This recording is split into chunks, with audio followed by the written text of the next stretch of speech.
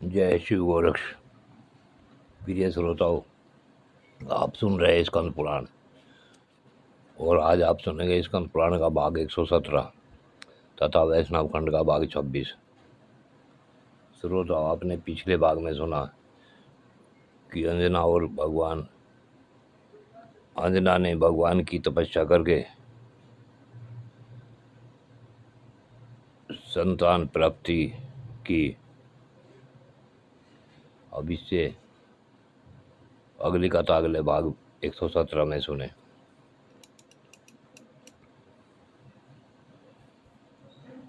मुनि जी बोले, भगवान आप सब शास्त्रों के तत्वज्ञ हैं, सब तीर्थों के महत्व को जानने वाले हैं। आप बताइए, पुरुषोत्तम क्षेत्र परम पावन है, जहाँ भगवान लक्ष्मीपति विष्णु मानव लीला के अनुसार काष्ठ में विग्रह धारण करके विराजमान है। उनकी महिमा का हमसे विस्तार पूर्वक वर्णन कीजिए। तब जैमिनी मुनि जी ने कहा कि हे मुनियों, यह अत्यंत गूढ़ रहस्य है, सुनो। यद्यपि ये भगवान जगन्नाथ सर्वस्त्र व्यापक और सबको उत्पन्न करने वाले हैं, तथापि यह परम उत्तम पुरुषोत्तम क्षेत्र इस महात्मा जगदीश्वर का साक्षात स्वरूप है। वहाँ वे स्वामी शरीर धारण करके निवास करते हैं, इसलिए उस क्षेत्र को भगवान ने अपने नाम से प्रसिद्ध किया। पूर्व काल में वाराह रूपधारी भगवान ने इस पृथ्वी को समुद्र के जल से निकालकर जब सब ओर से बराबर करके स्थापित किया और पर्वतों द्वारा सुस्थिर कर दिया, तब ब्रह्मा जी ने पहले की भांति समस्त चराचर जगत की सृष्टि करके तीर्थों, सरिताओं, नदियों और क्षेत्रों को यथास्थान स्थापित किया। तत्पश्चात सृष्टि के भार से पीड़ित होकर वे सोचने लगे, आध्यात्मिक, आदि दैविक और आदि भौतिक, इन तीन प्रकार के तापों से पीड़ित होने वाले संसार के जीव इनसे किस प्रकार मुक्त होंगे। इस प्रकार विचार करते हुए ब्रह्मा जी के मन में यह भाव आया कि मैं मुक्ति के एकमात्र कारण परमेश्वर श्री विष्णु का स्तवन करूं। तब ब्रह्मा जी बोले, शंख चक्र और गदा धारण करने वाले जगदीश्वर, आपको नमस्कार है।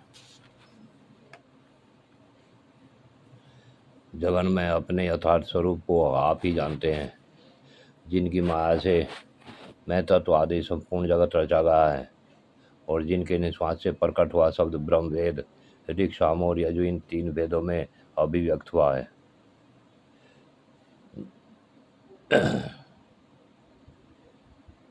ये प्रभु, आप ही सृष्टिकर्ता और सूरज पदार्थ है तथा आप ही पोषक और पोष्य जगत है। हे परमेश्वर, आप ही आधार, आदि और उन दोनों को धारण करने वाले हैं।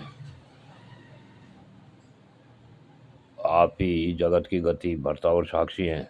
चराचर गुरु, आप अखिल जीव स्वरूप हैं। हे दया में जगन्नाथ, मैं सदा आपकी शरण में हूँ, आप मुझ पर प्रसन्न होइए।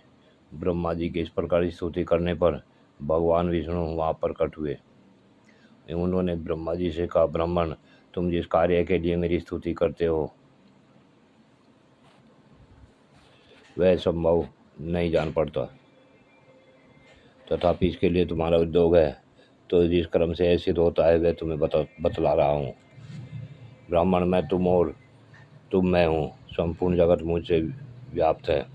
जहाँ तुम्हारी रुचि है वहाँ मेरी है, अतः तुम्हारी मनोवांछ की सिद्धि का उपाय बतलाता हूँ।